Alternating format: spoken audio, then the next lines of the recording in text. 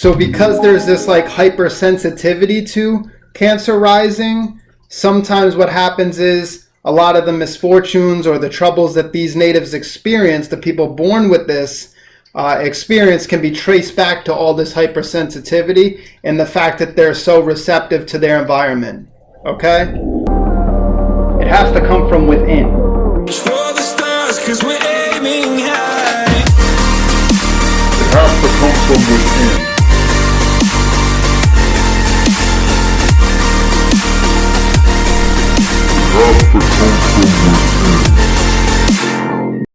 Alright, welcome back. I'm Jay Cook, and this is part 4 of the Decanates Rising series. Bam! What are the Decanates, Jay? They're right here. Horribly drawn, horribly depicted, but you can see it for yourself. The 10-degree divisions of each zodiac sign. There are 30 degrees to each zodiac sign. And every sign can be broken up into 10-degree divisions. Those are called the decanates. So therefore, every sign has 3 decanates. Perfect. That's all you need to know to watch this video. If you have Cancer rising, check this video out.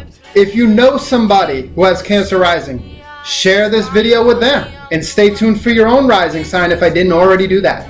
This is part 4, so we're doing the 4th sign of the zodiac, Cancer. Boom.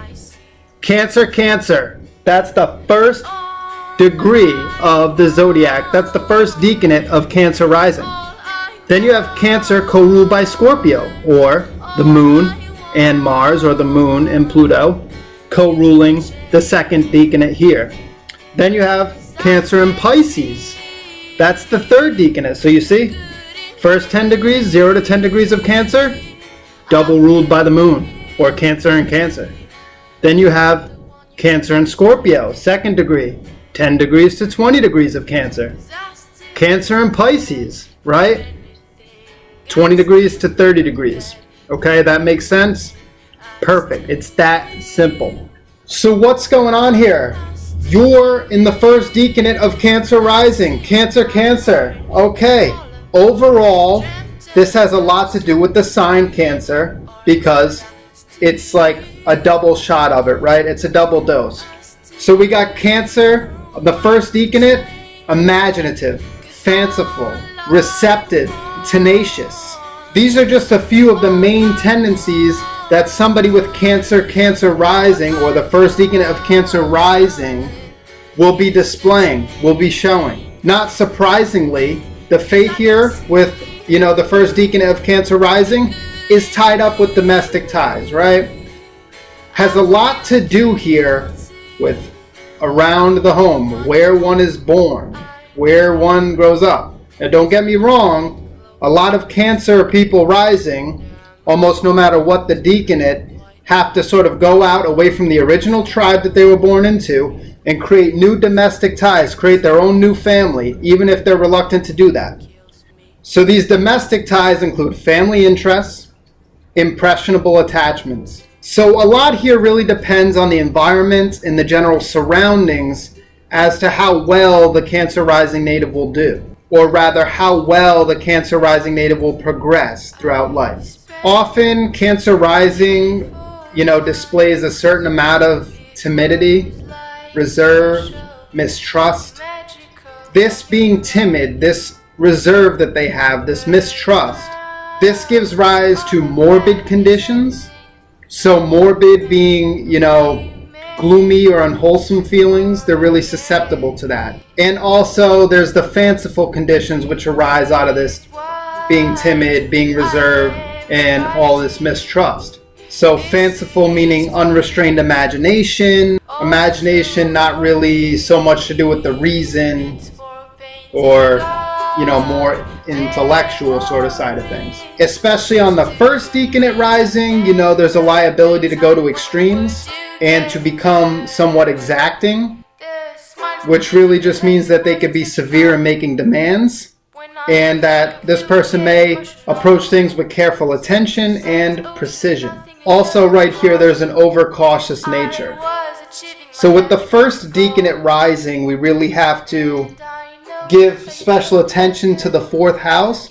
The 4th 8th and 12th houses, and to any aspects to the moon, whether they be afflicting the moon, which could make things a little bit difficult for this native, or whether there are harmonious aspects to the moon, and to what planets those are, and then use careful judgment on those, which obviously will add in layers to your natal reading and begin to paint a larger picture of yourself, through which you can begin to work with those energies and begin to overcome those challenges. A good and a bad thing about having this Cancer rising here is Cancer rising gives the native, whoever has it, the power to experience every kind of sensation. So from the lowest physical sensations to the highest emotional sensations, the highest emotional feelings. So because there's this like hypersensitivity to Cancer rising, sometimes what happens is a lot of the misfortunes or the troubles that these natives experience, the people born with this experience, can be traced back to all this hypersensitivity and the fact that they're so receptive to their environment. Okay? Over here we have the second decanate, Cancer and Scorpio, or the moon and Mars, moon, Pluto sort of meal deal here. And we have to pay attention to those things in the 8th house when you're looking at the second decanate rising in somebody's chart. This second decanate awakens the mystical and the psychic tendencies of the sign Cancer, but also begins to add a certain level of control over these things. This part of Cancer, this decanate of Cancer, this second decanate, adds in tenacity. It emphasizes the tenacity of Cancer, ultimately making them, more persistent in seeking something that is valued or desired. This second decanate denotes love of power, determination, ambition, but kind of lessens the internal receptivity a little bit. The fate for the second decanate rising is often influenced by, the individual's perception of commonplace or ordinary things or experiences. Also, the fate here is really influenced by acquisitiveness and pride, so wanting to acquire certain desires or objects or things. There is a desire to possess with this decanate. Now, like I said before, we have to take into account the 8th house, and we have to look at Mars as well. And with this position, any malefic planets floating around the 8th house, rather in the 8th house, could, denote a tragic end, depending on the afflictions and the other placements in the chart. But that's definitely something to look at. And then finally, coming over here to Cancer and Pisces rising, rather the third decanate of Cancer, co-ruled by Pisces or co-ruled by Jupiter and Neptune on, I guess a higher octave. This really improves the whole sign of Cancer, adding a more hospitable and sympathetic nature, making the native very fond of learning and study, also very intuitive. Now with this position, there are two types usually born under this third decanate, and the first is very hypersensitive, hysterical, and a bit over anxious. And then you have the second type, which is the kind, mentally active, and useful worker who works for the good of others. Now, because it's Cancer rising, we have to look at the moon, and if the moon is afflicted in the natal chart, then it usually denotes the former, the over-anxious, the hypersensitive, and the hysterical type. Obviously, not everyone's favorite. But then, if Jupiter is in good aspect or is favorable, if Jupiter is strong, then what happens is the native tends towards the latter. So then they become the kind, useful worker who works for the good of, the public or the common people. Now, if you have the third decanate rising or know somebody who has the third decanate rising, then we have to pay special attention to if the moon is afflicted, of course. And if the moon is afflicted with the third decanate of Cancer rising, now Neptune co-rules Pisces, co-ruler of this third decanate, and we want to then pay special attention to what Neptune's doing, and again in the 4th house, what's going on, because the moon corresponds with the 4th house. So it really makes a lot of sense. when you can start to get, I guess, your basic vocabulary of like, okay, fanciful, tenacious, imaginative. So these types of things that describe a Cancer a little bit more.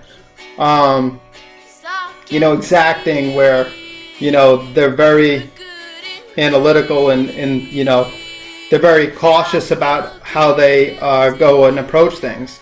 When you start to just play around with the certain definitions given, it reveals a lot about the sign. When you just use common sense in regard to, okay, if it's the first decanate, I know it corresponds with that house. And keep in mind that these decanates also have to do with the other water signs. It stays in the element. So the second decanate is just co-ruled by the next sign of that element in the order. So it goes Cancer, 4th house, Scorpio, 8th house, Pisces, 12th house. So see, it just makes sense. Cancer, Cancer, Cancer, Scorpio, Cancer, Pisces in the 3rd decanate. So thanks for tuning in. Thanks for watching. If you watched this point, please like the video. That helps a lot. Please leave a comment. Let me know what you think about your own decanate rising, or what you've experienced in relation to other people you know. You know, you've looked up their chart on Cafe Astrology and you're like, they're exactly like this. You know, they happen to be way too overcautious here, or, you know, they can be very mystical and they can be very psychic, and it does kind of lessen the receptivity a little bit. Let me know what you've noticed, because empirical evidence is powerful. What you observe in other people and in yourself always helps to refine the science and to allow me to do greater work and to allow us all to understand each other better. So leave it in the comments below. Please share this video with friends. That always helps grow the channel. And please subscribe if you've made it to this point. Subscribe to the channel. There's more content coming. And I take requests. So if you want me to talk about some more stuff, I think I'm going to talk about mythology next. Because archetypal mythology, astrology, these things all play together. And we can talk about the dreams and how analyzing our dreams in concert with these archetypal myths and the imagery and the symbols that we get, the language of the unconscious. So stay tuned. Part 5, Leo, Part 6, Virgo, and the rest of them all coming up as soon as I can. And I hope to see you next time. It's my reflection that I see.